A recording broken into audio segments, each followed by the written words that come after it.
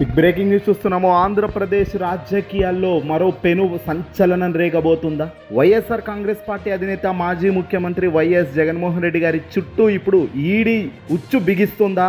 Andhra Pradesh liquor scam వ్యవహారం ఇప్పుడు Tadepalli palace తలుపులను తట్టబోతుందా అంటే అవుననే అంటున్నాయి రాజకీయ మరియు అధికార వర్గాలు. గత వైసీపీ ప్రభుత్వ హయాంలో జరిగినట్లు చెబుతున్న మద్యం కుంభకోణం ఇప్పుడు ఆంధ్రప్రదేశ్ రాజకీయాలను చాలా తీవ్రంగా కుదిపేస్తుంది.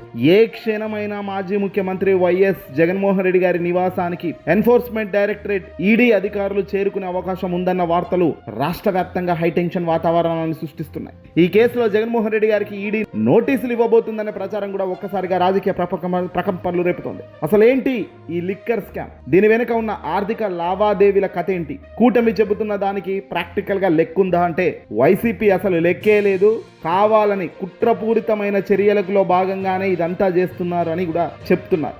ఇటీవల అమిత్ షా సైతం దీనిపై స్పందించి జగన్ను టచ్ అయితే చేయబోము, జగన్ జోలికి పోకండి అంటూ కూడా పవన్ కళ్యాణ్కు చెప్పారు అంటూ ఒక కథనం వాస్తవానికి అది వెలుగులోకి అయితే వచ్చి చాలా పెద్ద ఎత్తున సంచలనానికి కూడా గురి చేసింది. ఈ వ్యవహారాన్ని లోతుగా పరిశీలిస్తే గత ప్రభుత్వ హయాంలో తీసుకొచ్చిన కొత్త మద్యం పాలసీయే దీనికి మూలమని స్పష్టమవుతుంది. వైసీపీ వాళ్ళు అడ్డగోలుగా నిధులు కొల్లగొట్టడానికి, ప్రభుత్వ ఖజానాకు గండి కొట్టడానికి ఆనాడు మద్యం కొత్త పాలసీని రూపొందించారంటూ ప్రత్యేక విచారణ బృందం లేదా సిట్ తన నివేదికలో సంచలన విషయాలు చెప్పింది, పొందుపరిచింది అంటూ కూటమి ఆరోపిస్తుంది. సిట్ దాదాపుగా 350 పేజీలతో కూడిన ఒక భారీ ఛార్జ్ షీట్ను సిద్ధం చేశారు. జగన్ను ఇరికించడానికి ఇది సిద్ధం చేశారని, ఈ నివేదిక ప్రకారం ఈ మద్యం కేసుల్లో, ఈ స్కాముల్లో ఏకంగా 3,500 కోట్ల రూపాయల స్కామ్ అవినీతి జరిగినట్లుగా కూటమి చెబుతుంది. అధికారులు ప్రాక్టికల్గా ఏం బయట పెట్టలేకపోయినప్పటికీ కూటమి మాత్రం ఇదింది, అదుంది, ఇలా జరిగింది, అలా జరిగింది అంటూ వీళ్ళే ఇన్వెస్టిగేషన్ ఆఫీసర్ల మాదిరిగా తయారవుతూ ముందుకెళ్తున్న పరిస్థితి చూస్తున్నాం. పోలీసులకు కేవలం ఆదేశాలు ఇవ్వడం, తర్వాత స్క్రీన్ ప్లే మొత్తం చంద్రబాబు నాయుడు గారి చేతిలో పెట్టుకొని నడిపించడం లాంటి చర్యలు మనం చూస్తున్నాం. ఇక ఈ కేసులో నోటీసులతో ఆగిపోతారా, లేదంటే ఇప్పుడు జగన్మోహన్ రెడ్డి గారిని ఇబ్బంది పెట్టేదానికి ముందుకు అడుగులు వేస్తారా? అధికారం వచ్చి 2 ఏళ్ల సమయం అయింది కాబట్టి చంద్రబాబు నాయుడు గారి కక్షపూరిత చర్యలు ఎక్కడ ఆగడం లేదు కాబట్టి ఏకంగా జగన్నే టార్గెట్గా పెట్టుకొని ముందుకు పోతారా అంటే ఖచ్చితంగా ఈసారి జగన్ను ఏదో రకంగా టచ్ చేయబోతున్నారు.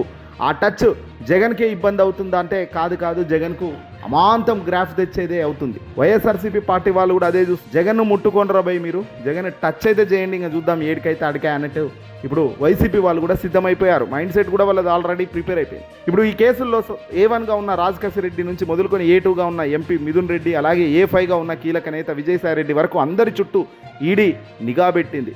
మిథున్ రెడ్డి కూడా, ఎంపీ మిథున్ రెడ్డిని కూడా అరెస్ట్ చేశారు, జైలుకు పంపారు. ఆ తర్వాత ఆయన బెయిల్ మళ్ళీ కొద్ది రోజుల తర్వాత బెయిల్ తర్వాత మళ్ళీ ఆయన బయటకు వచ్చే పరిస్థితి వచ్చింది. ఇక ఇలాంటి పరిస్థితుల్లో జగన్మోహన్ రెడ్డి గారిని ఖచ్చితంగా ఒక 2-3 రోజులు, ఒక వారం 10 రోజులు ఖచ్చితంగా జైల్లో పెట్టి ఆయన ఇబ్బంది పెట్టాలి.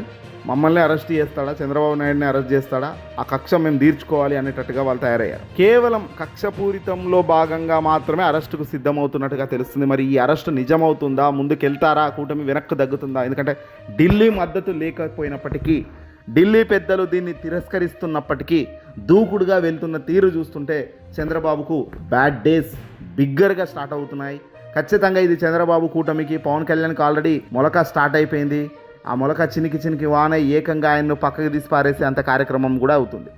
ఇప్పటికే జగన్ క్యాబినెట్లో పనిచేసిన అంబటి రాంబాబు, పేర్ని నాని, కొడాలి నాని, కాకాని గోవర్ధన్ రెడ్డి వంటి మాజీ మంత్రులు వివిధ కేసుల్లో ఇరుక్కున్నారు. కానీ ఇప్పుడు ఏకంగా బిగ్ బాస్ని పిలువబడే జగన్మోహన్ రెడ్డి గారిని నేరుగా నోటీసులు ఇచ్చే పరిస్థితి ఉండటంతో ఇప్పుడు వైసీపీ శ్రేణుల్లో చాలా పెద్ద ఎత్తున ఆందోళనకు సిద్ధమవుతున్నారు. ఈ పరిణామాలపై వైఎస్ఆర్ కాంగ్రెస్ పార్టీ చాలా తీవ్రంగా స్పందించే అవకాశం కూడా ఉంటుంది. మొదటి నుంచి ఈ కేసుల్లో తమకు కానీ, తమ అధినేతకు కానీ అసలు ఎలాంటి సంబంధం లేదని వైసీపీ నేతలు గట్టిగా వాదిస్తున్నప్పటికీ చంద్రబాబు నాయుడు నేతృత్వంలో కూటమి ప్రభుత్వం కావాలనే కక్ష సాధింపు చర్యల్లో భాగంగా కేంద్ర సంస్థలను వాడుకుంటూ బురద జల్లుతుందని కూడా ఆరోపిస్తున్నారు. గతంలో విజయసాయిరెడ్డి నివాసానికి ఈడీ అధికారులు వెళ్ళినప్పుడు కూడా ఇదే చంద్రబాబు చేసిన కుట్ర రాజకీయమేనని ఆయన బహిరంగంగానే విమర్శించారు. తాజాగా వస్తున్న కథనాలపై వైసీపీ లీగల్ టీం, సీనియర్ నేతలు ఎలాంటి వ్యూహంతో ముందుకెళ్తారనేది ఇప్పుడు పెద్ద ఎత్తున చర్చకు దారితీస్తుంది. ఏదేమైనప్పటికీ కూడా ఈ లిక్కర్ స్కీమ్ వ్యవహారం క్లైమాక్స్ దశకు చేరుకున్నట్లు కనబడుతుంది. ఈడీ నోటీసులు అందజేసిన తర్వాత జగన్ను నేరుగా విచారణకు హాజరు అవుతారా, లేకపోతే ఆయన లీగల్ టీం ద్వారా కోర్టులను ఆశ్రయిస్తారా? ఒకవేళ ఈడీ అధికారులు నేరుగా తాడేపల్లి నివాసానికి వచ్చి వైసీపీ శ్రేణుల స్పందన ఇలా ఉంటుంది. ఈ పరిణామాలపై ఆంధ్రప్రదేశ్ రాజకీయాలపై ఇప్పుడు ఒక మలుపు తిప్పబోతున్నాయంటే తెలుస్తుంది. అల్టిమేట్గా ఇదంతా కూడా ఆ ప్రతిపక్షంలో ఉన్న జగన్మోహన్ రెడ్డి గారి వైఎస్ఆర్సీపీ పార్టీకే ఒక పెద్ద మలుపు తెచ్చి గ్రాఫ్ పెంచేటట్టే ఇది తయారవుతుందని అయితే పెద్ద ఎత్తున రాజకీయ నాయకులు చెప్తున్నారు.